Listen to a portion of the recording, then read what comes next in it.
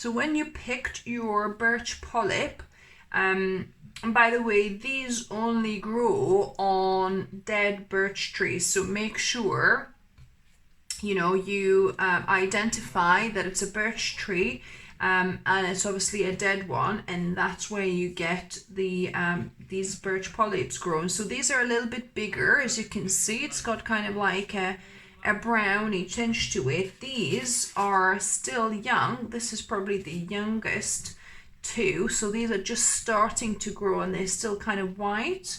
They haven't developed that brown. It's starting, but not really. These are a little bit brown already, but they all grew in the same kind of place, on the birch.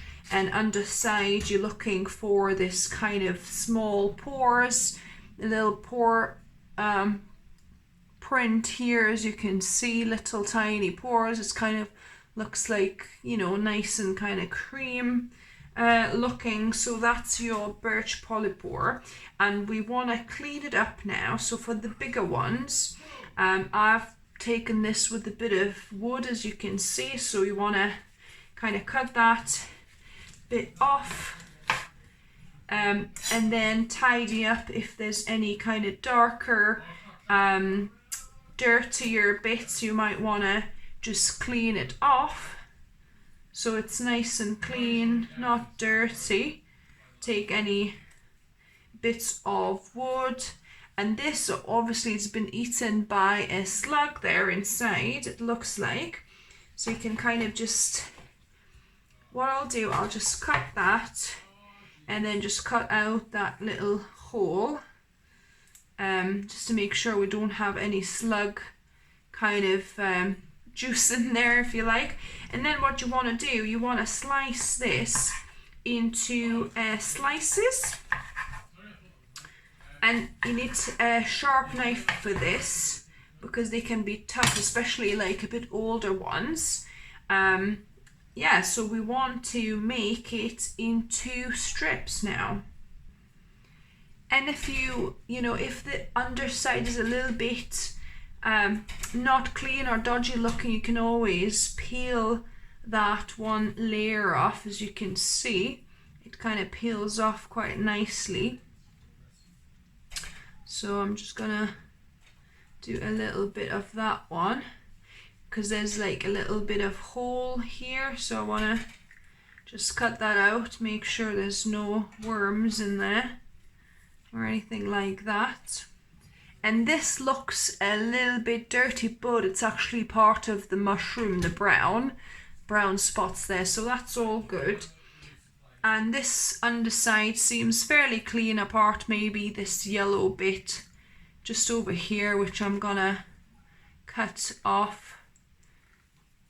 It's actually easier if you cut from the underside first, and I've sharpened my knife too, because you need a sharp knife to do thin slices. Careful with your fingers. And with the young mushrooms like this, it's really easy because it's quite soft still.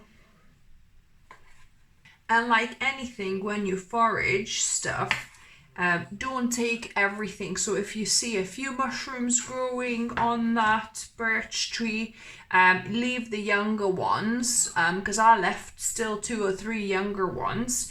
Leave the younger ones, take a little bit more mature, bigger polypores, or if it's just a couple, maybe take one, leave another one for somebody else, or just kind of for nature. That's always a rule when you're foraging, to leave some behind.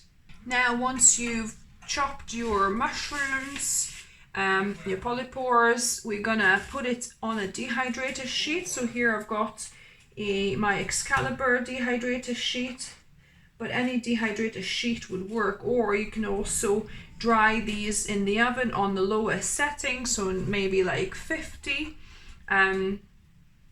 and dehydrate them for a few hours. So I'm gonna put on about, it doesn't have to be 40, 41 degrees to keep them raw, because it doesn't really matter if they cooked a little bit, because we're gonna be boiling them for tea anyway afterwards, so they don't need to necessarily remain raw.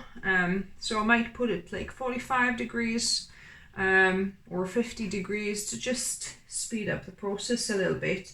But yeah, I'll probably need about 4-6 hours. We'll see how long these take to dehydrate. My mushrooms have dried out, so it took about 6 hours on 45 degrees in my dehydrator. Or if you're using an oven and maybe put it on 50-60, it will probably take I would say maybe 3 hours, 3-4 hours, probably maximum. So, and I'm going to add them to the collection of polypore mushrooms I already have from previous years. Or in fact, I might not actually mix them because these are obviously from older years and these are newer. So you could add it to a glass jar or a Tupperware somewhere where they're going to be pretty much airtight. So this one is a Ziploc bag, so that's not quite airtight, but you know, it's been in a dry place, and yeah, it's kept really well actually for over 2-3 years so far. But yeah, so this is a new batch that you might want to label. So it's probably a good idea to put, year when you've harvested, to use kind of the older ones first and then go to the new ones. But these should last for years actually, because they're really dehydrated and properly dry now. And to use these, you would need to add a few pieces. I would say maybe 4, 5, maybe 6 pieces. Add to maybe good 700 ml of water, because it'll evaporate as well as you kind of boiling it, and boil it for about 20-30 minutes. 20 probably might be enough.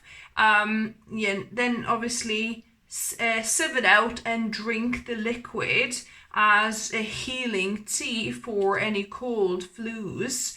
And now with the cold season coming, yeah, it's perfect to have this great remedy on hand.